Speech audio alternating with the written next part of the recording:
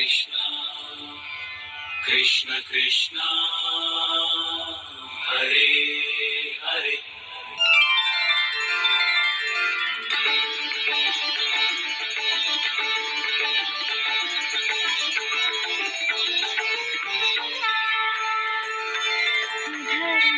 मधुरं वदनं मधुरं नयनं मधुरं हसितं मधुरं हृदयं मधुरं गमनं मधुरं मधुराधिपतिरखिलं मधुरम्